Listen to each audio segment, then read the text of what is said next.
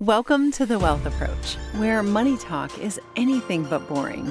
Here, budgeting doesn't mean giving up your latte, and building wealth is something we do with heart, humor, and a whole lot of real-life stories. Join hosts Megan Kowalski and Kristin Donnelley, wealth advisors, moms, and your monthly guides to smarter finances, as they share honest conversations, practical tips, and strategies that make sense for real life. So grab your coffee, your car keys, or your favorite cozy spot, and let's talk money. Hello, and welcome to this month's episode of The Wealth Approach. Today, Kristin and I are going to cover planning for college funding as a household. And really, I think the way that we wanted to approach this topic for you guys is how to prepare for it, both mentally maybe, but literally, like what are the steps we should put in place? What are best practices? Everyone kind of puts out, what types of accounts, which we will cover a little bit of that, but we wanted to cover it more from a process standpoint, how to best approach this topic since it can feel very daunting.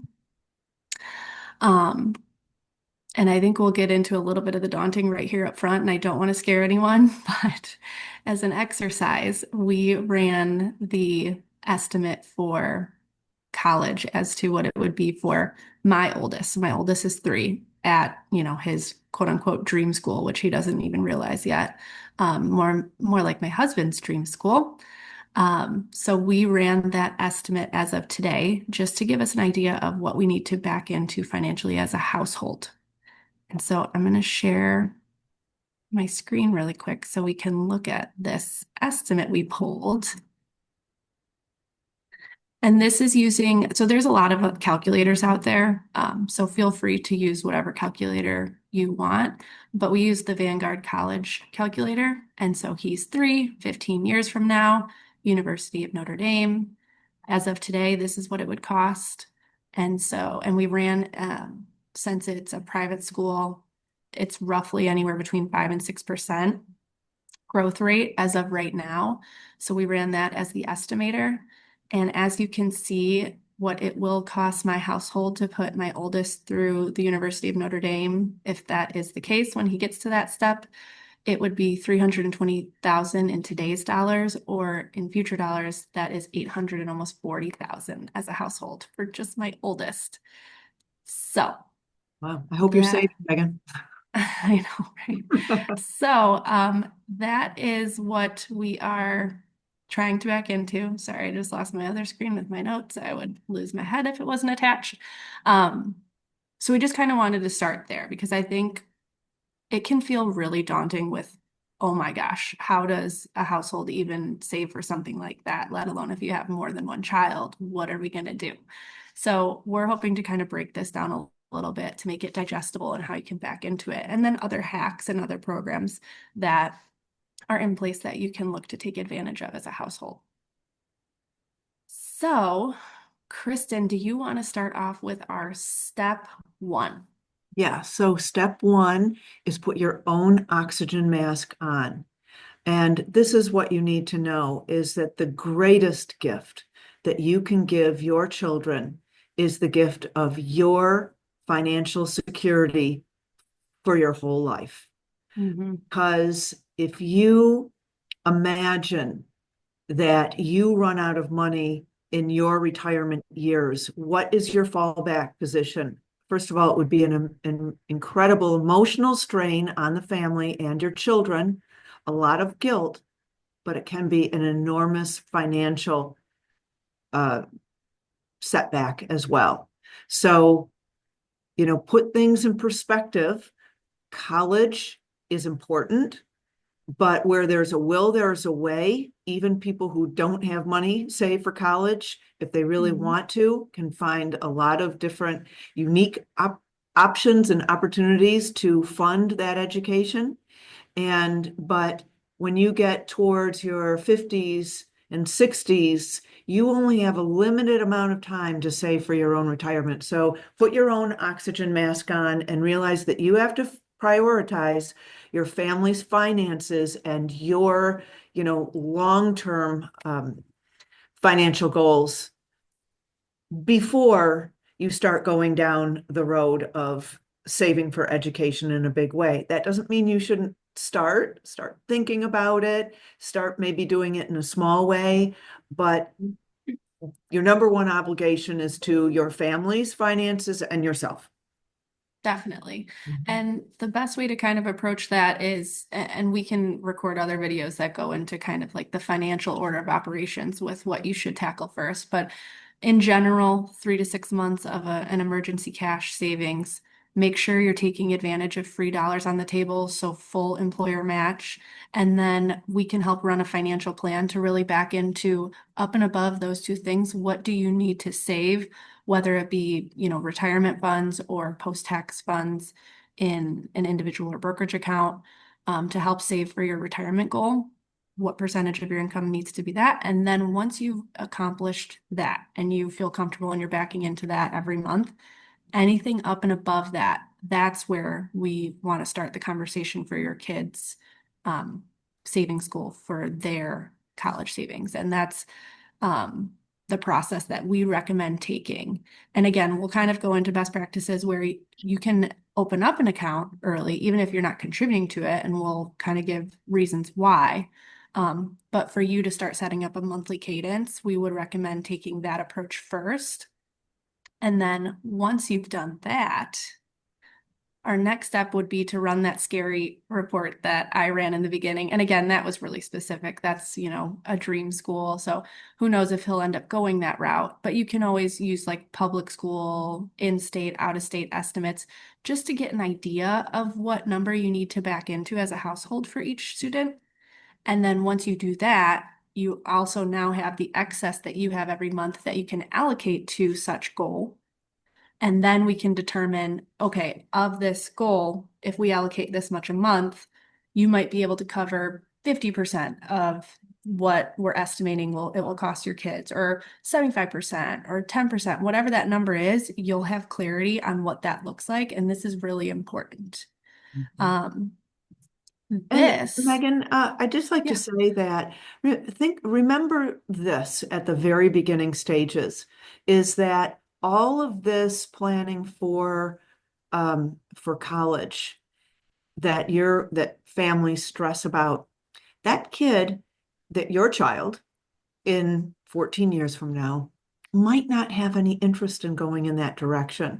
And so that's the other thing, is that people will put a lot of pressure on their family, a lot of pressure on themselves to save for college, and it's not what the child even wants to do.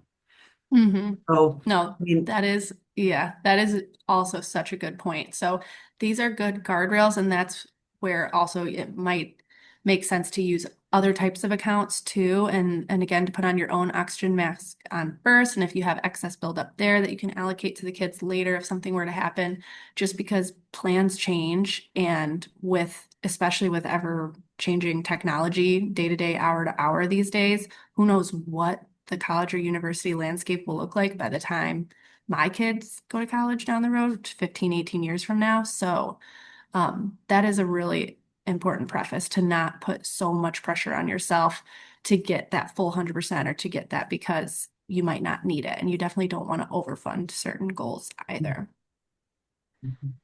So after you've kind of figured out, okay, so this is how much we as a household should be able to allocate towards this goal for our student, this is a nice segue to include other interested parties. So if you might have an inkling that you might have a grandparent that'd like to participate, or an aunt or uncle or a godmother, or someone in their life that might also want to help, this is where you can say, hey, we're kind of getting this set up.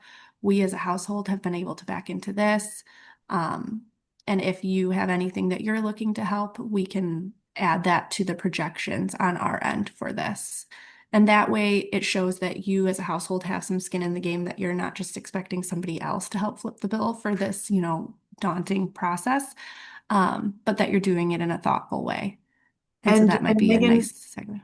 I also want to point out that you have to realize that grandparents, while they usually are the ones that if there is going to be a second party that gets involved, it would often be a grandparent. And there are Hmm. ways that grandparents can be more cost effective in being involved. But we have to remember that the grandparents are probably likely near their own retirement. And Hmm. so once again, the greatest gift that your parents can do is to make sure they have enough money to go through their retirement. So as retirement is getting more and more and more expensive, we have to be cognizant to make sure that everybody themselves is financially secure before you go into this college saving scheme, family scheme.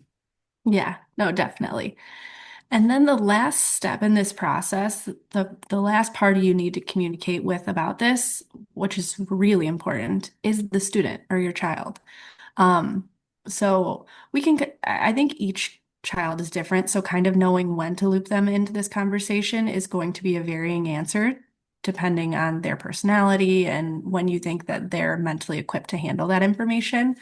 But it probably could be as early as junior high, just to help so that they can understand clarity about what they might be able to afford. And if they have, a university or a school in mind that might be well over the projections that you have stored for them, they can help backing into their own plan with how they can get there. And we can kind of talk through different hacks or tips or tricks that we have with that. But it's important to help give expectations with if you're going to help them pay for college, what you'd be able to save for them and where how far that would get them, if anything, and then they can kind of start backing into their own goals as well. I mean, you can see how that conversation can be a little bewildering to kids because for the most part, they're not employed in a way where they can really make money. And so you don't want those conversations to be threatening or scary. It's more of like a team approach to, Mhm. how you're going to accomplish this task. And there are so many ways that um, they can contribute without taking a 24 hours, 7 day a week job to pay for it. So Yeah, it can be something that you can say, this is a goal and we're going to achieve this.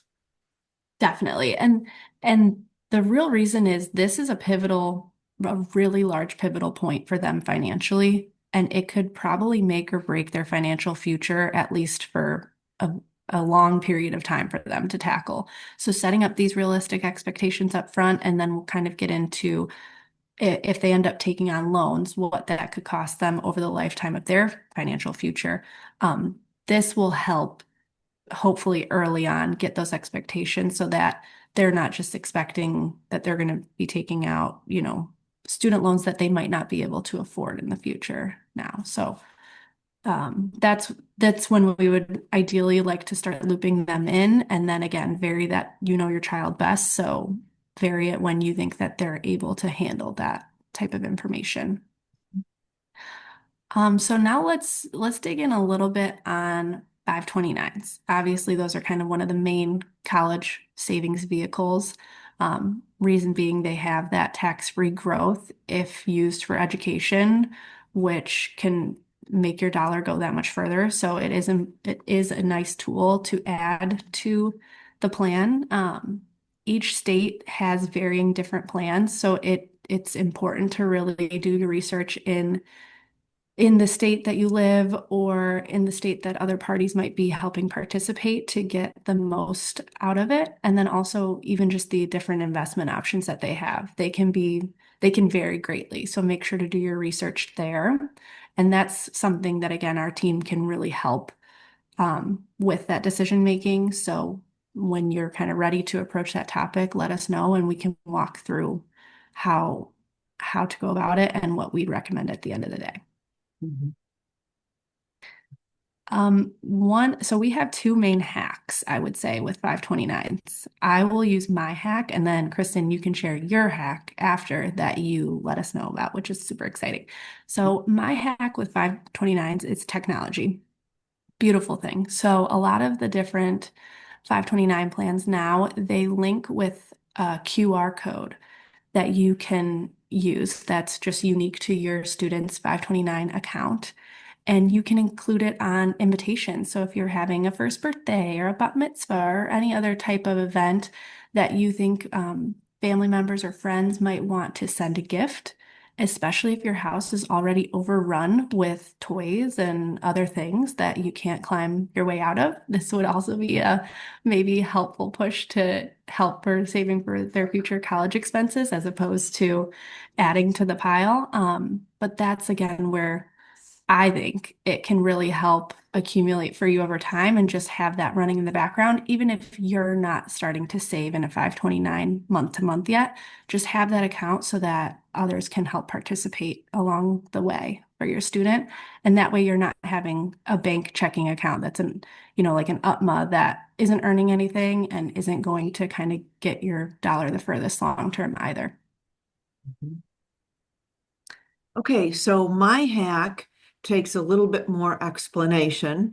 But as we talked about earlier, the family figuring out what their contribution level is going to be, there is a form that most people should fill out, and it's called a FAFSA. And regardless of, what your socioeconomic situation is, you should fill it out. It opens up October 1st. We'll talk a little bit more about that. You should fill it out right away. But it's a terrible, typical government form where you put a whole bunch of information and the government will figure out what the family contribution should be. Okay. And so this form will dictate what kind of grants are available to a student and student loan ability and merit scholarships and all sorts of things. It's really tied to any number of things, even private scholarships. But my point is that all the information like 529s would be included in that family FAFSA. And so that will dictate what the family contribution is expected to be. So my hack is that if you have a 529 for a child, it is really beneficial to have it in the name of the grandparent, because anybody can contribute to anybody else's 529. So if a grandparent is the owner of the 529, the parent can still contribute to that. But the grandparent's 529 for the student beneficiary is not included in the FAFSA. So it's not included there could be $500,000 in Illinois. That's the maximum you can have in it. $500,000.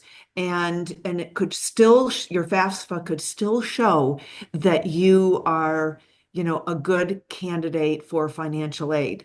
So to keep those two separate, it's a loophole and it's an interesting one. And, only if you know the details of it do you understand the power of that, but you actually can have a lot of money saved for your education and still be eligible for a lot of student aid.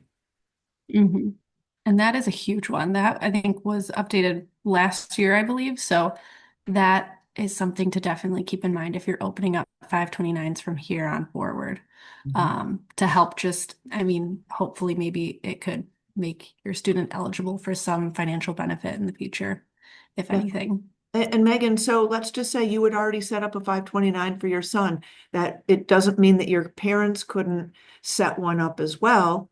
And by the way, you can also pre-fund those up to 5 years of, I think it's up to what, $80,000 or something like that. You can pre-fund them. So the money can start growing tax-free right now, that quantity of money. Yep. So it's good. Agreed. So, another kind of hack that we wanted to cover was how can the students help participate or lower the financial burden for this expense if they want to take some of that into their own hands. So we have 5 kind of highlighted ones. A lot of these might not be applicable to your family, and that's okay. But we just want to make sure that you're aware of them. One is obviously the dual enrollment or AP credit. So a lot of high schools have classes now that are eligible for AP credit or college credit that will directly offset them needing to take that course when they get into college, which will directly offset the cost that you'll have to pay later in college. So again, I know, especially in high school, we don't want to put too much pressure on, but if they feel comfortable and confident taking on a couple of those classes, that's an easy way to help lower the financial burden down the road.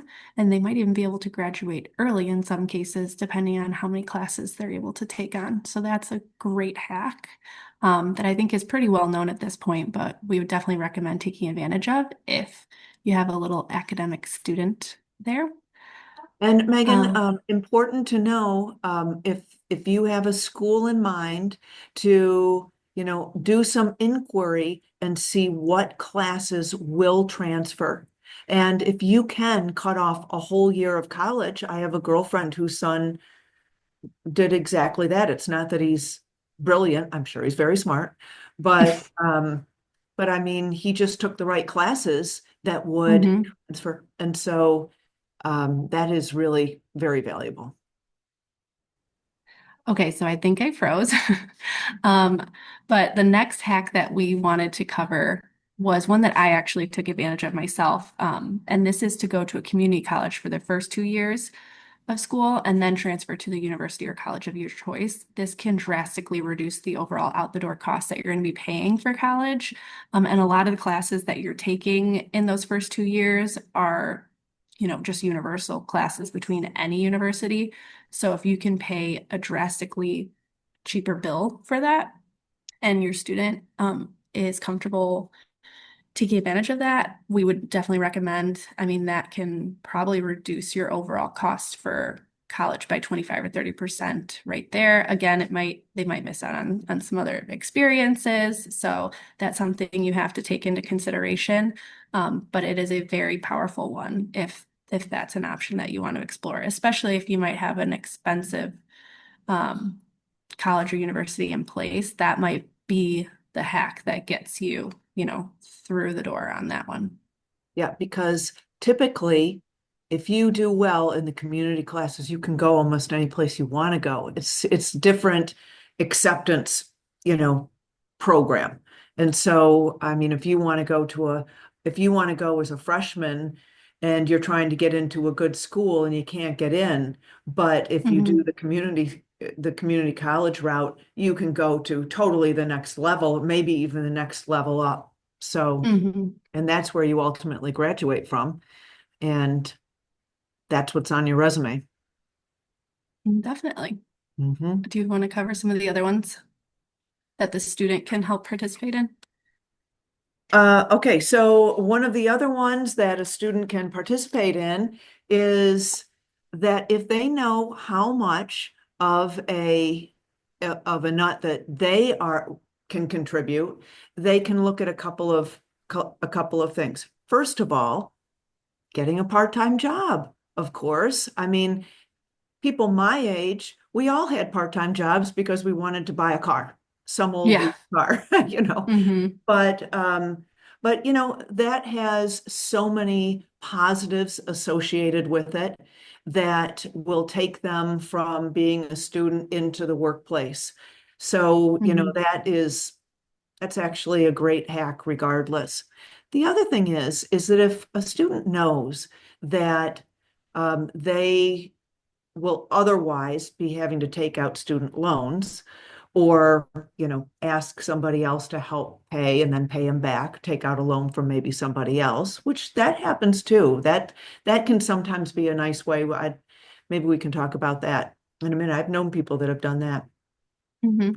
Um, but to I mean, I hate to say it, but work harder in school so that they can get different kinds of scholarships. And Hmm. look, I mean, they're available to everybody. There are so many scholarships that go unclaimed. And I recently told somebody who was taking giant student loans to go to a private school, private college here in the Chicago area. I said, your hobby, you should spend 2 hours a week, every week, applying for scholarships all over the place because those Hmm. scholarships that are like $3,000 and less rarely get applied to for. And so, and you can get a number of them that can Mm-hmm. offset, can offset the family contribution. For sure. Making applying for scholarships your full-time job is another hack. Yeah. That you can start earning that way. And even with going back to work really quick, there are even some employers that have tuition assistance programs already set up. And this isn't even necessarily full-time. You could, some of them even have part-time tuition programs. So that's something to explore depending on who your employer is, just to see if that's in place. And that can go, help your money go a long way. And Megan, there is to that point, there is a very, very specialized hack, and that is caddies. There is a national scholarship program for caddies. And, Mhm. who doesn't want to have a summer job, walking around on a beautiful golf course? But Mhm. they give out millions of dollars in scholarships every year. I know a Mhm. club that I belong to, they give out 2 or 3 scholarships every year. And Mhm. they're not enormous, but I think they're like $15,000 each. It's a lot. Yeah, that'll Yeah. definitely take a chunk out of this for you. So Hmm. that's amazing. Yeah. And then another one just to be aware of is a lot of states have regional tuition exchange programs, and that's just basically where the states kind of work together with providing in-state tuition rates, um, if they have like a relationship between them. So checking if your state has this program with maybe a school that you're interested in that's out of state could again be another hack in the fact that it might not be as expensive as you're originally projecting if they have a program in place. Now we're going to get to what we call the golden hack. This is again a Kristin special. So if you want to share your hack as a family. The one hack I actually, as I was listening to you, Megan, the golden hack is this. Having seen so many people go through school as an adult with kids, going through school, and Mhm. my own kids have now gone through college. I have one that's actually a junior in college now. So there are 2 things that I've seen happen. And one is I thought of when you started this episode, and that is you said Easton, your husband's dream college. Mhm. And it's really, really important to as a parent, not push your dream place because you like the football team or because Mhm. your best friend in the world went to school there. This is colleges change from year to year, generation to generation, decade to decade. And the truth is that this isn't a popularity contest. It's not the pressure of the parent to go to this school or that school.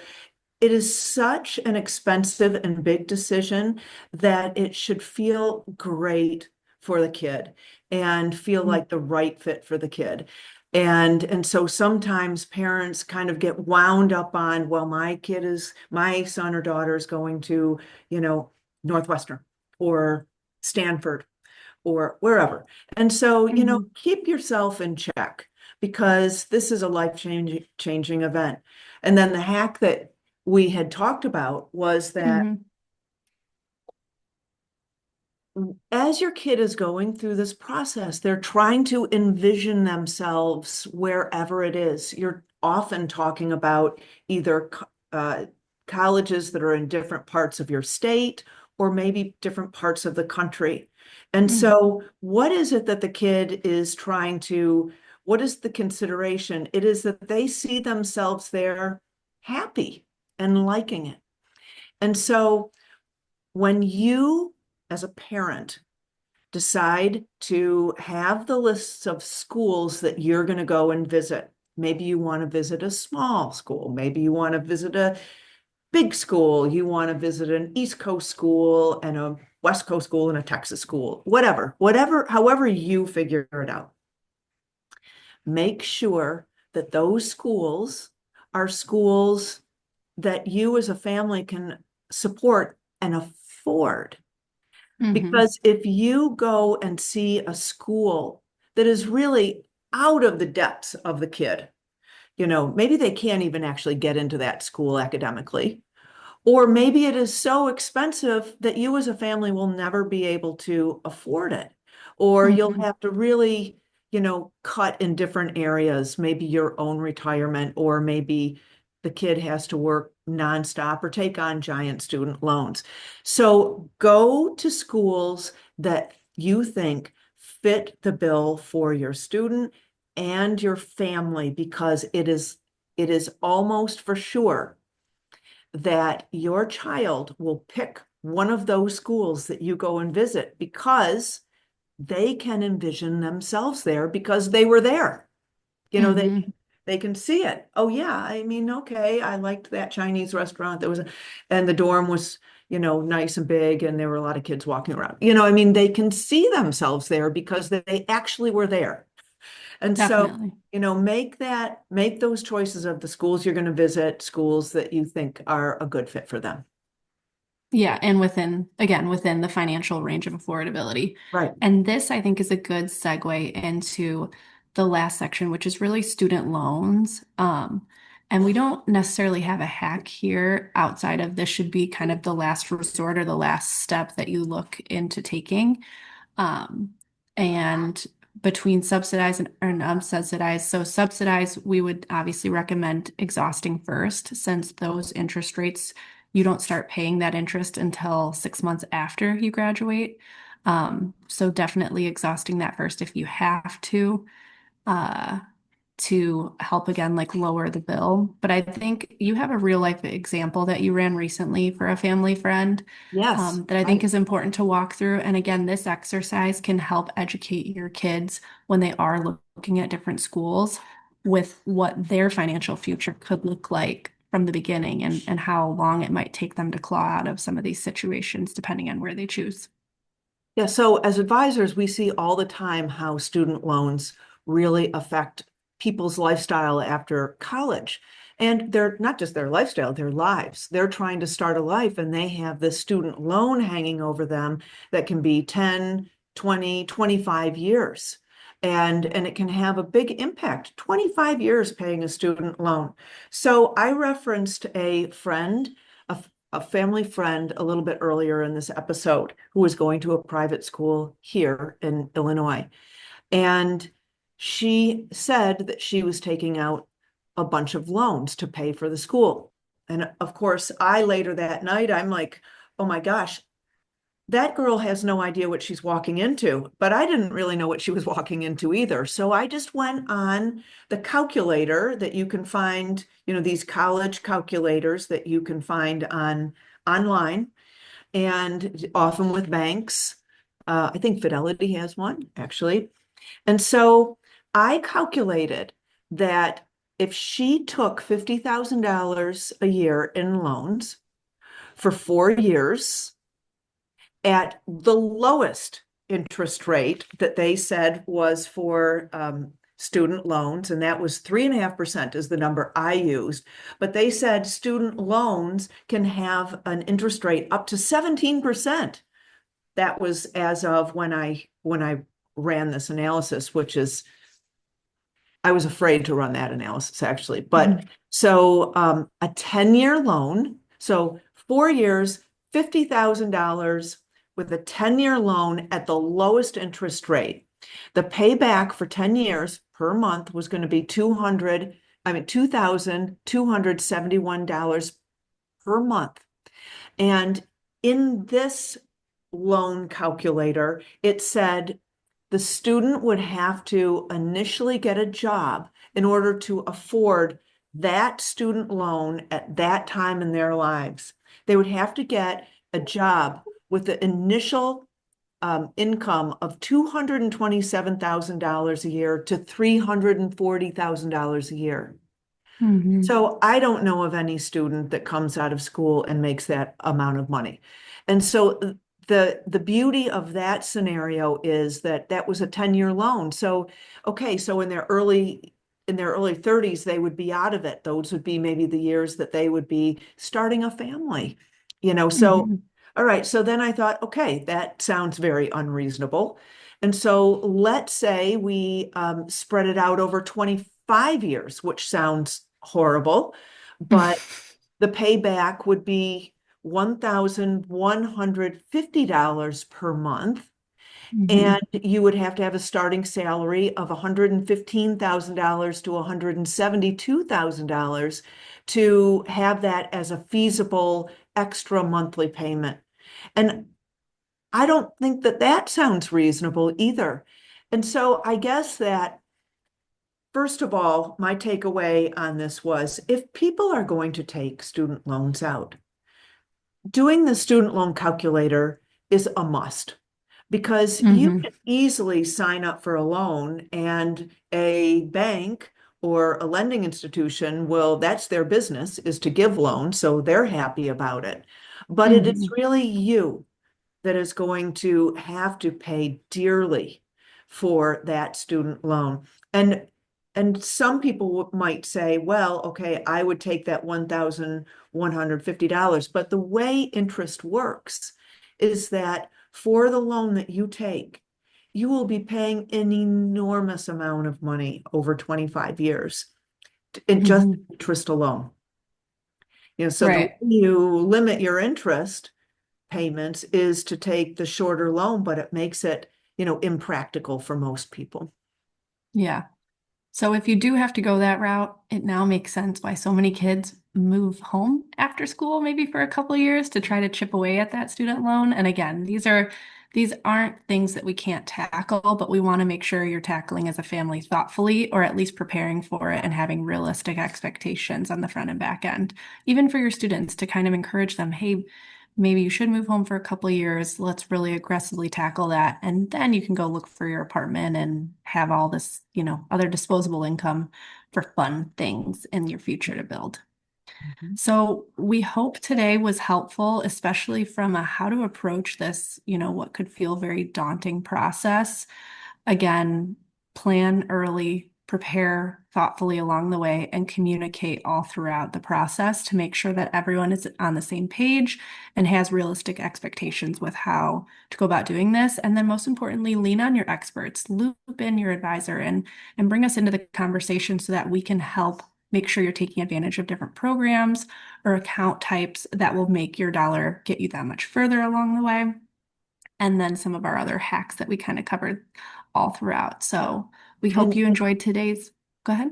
I was just going to say, Megan, and another thing is sometimes these conversations can be, because of peer pressure, they can be difficult. And so it's great to have your advisor to maybe powwow with your student and then you have another person kind of laying out the facts of the situation, which can be really helpful for the parents. Definitely. Yes, to have another resource in their back pocket that, and in some cases that might be closer to their age, so can help Mhm. discuss that with them. So Yeah. we we hope you enjoyed today's episode and thanks for joining. See you next month. Bye.